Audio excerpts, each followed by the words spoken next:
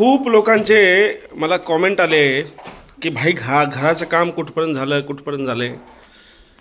Slab प्लास्टिकवर टाकल्यामुळं एकदम चांगलं finishing आलं स्लॅबसाठी. हे बघा, सुंदरसं असं फिनिशिंग आलेलं आहे. हा आहे आपला समोरचा हॉल आणि हा मेन डोर, एक खिडकी त्याच्या बाजूला. इथे ह्या भिंतीपासून समोर एक भिंत उभारणार आणि मी ती हॉलला आणि डायनिंग आणि ह्या किचनला सेपरेट करेल. आता महत्त्वाची गोष्ट दाखवतो मी आज एक नवीन काम केलं आहे. फार्मिंग मला येत नाही, पण बहिणीनं 2 झाडं आणली होती मला कोल्हापुरातून. एक बहिणीनं हे आणलेलं कढीपत्त्याचं, मोठी बहीण माझी.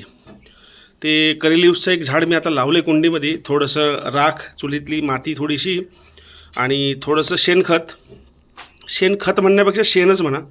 आणि हे काळी मिरीचं एक मी रोप लावलं आहे आता. आणि आता ह्याच्या पुढे माझी अशी इच्छा आहे, जसं जसं घर पूर्ण होत जाईल टेरेस गार्डन बनवणार आहे. आणि टेरेसवरती सगळ्या भाज्या लावणार आहे मी कुंड्यांमध्ये. बटाट्यापासून वांगी, भेंडी, म्हणजे काय असेल ते सगळंच. हे माझ्या मोठ्या युवराजांचं रूम आहे आणि ही माझी रूम आहे आणि ती गेस्ट रूम आहे पाहुण्यांसाठी. आता याच्या पुढे अजून प्लास्टर आहे आणि मग ह्याला ग्रॅनाइट लावायचं आहे आणि बाथरूम तयार करायचे आहेत. म्हणजे अजून 1 महिना 1.5 महिना माझा अंदाज आहे जाणार आहे. पुढे एक टोपी काढायची आहे मेन डोरच्या समोर, जेणेकरून पॅसेज तयार करायचं आहे. आता लाईटचं कनेक्शन करून आलो आहे. बहुतेक आज उद्या लाईट चालू होईल इथं. आणि मग जिन्याचं कामही चालू होईल, प्लास्टरचं कामही चालू होईल आणि ग्रॅनाइटचं, म्हणजे 3-4 कामं एकासोबत चालू होणार आहेत. हा जो खांब आहे समोरचा दिसतो आहे, इथपर्यंत आपली जागा आहे, ते इकडच्या खांबापर्यंत.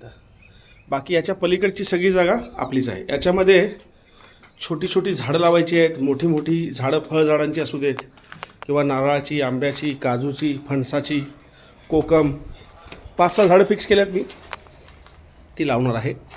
हे गेस्ट रूम आहे, म्हणजे जर कोण पाहुणे आपल्याकडे आले तर त्यांनी या रूममध्ये राहावं, हे वॉशरूम यूज करावं, जेवण्यासाठी हॉल डिनरमध्ये ते येऊ शकतात. आणि हा आपला व्ह्यू आहे या खिडकीतून गेस्ट रूमचा. आणि हा माझा मोठा मुलगा बघा खड्डा खोदतो आहे. कशासाठी? तर ह्या मीटरच्या अर्थिंगसाठी. त्याला म्हटलं 3 फुटाचा काढायचा आहे. साहेबांनी 1.5 फूट काढल्यानंतर दमलेत. ओ जय बाई, आहे ना, व्यवस्थित आहे ना बाबा? हे आयुष्यात असंच कष्ट पुढं करायचं आहे. खड्डे खोदायला लागू नयेत म्हणून शिका चांगलं.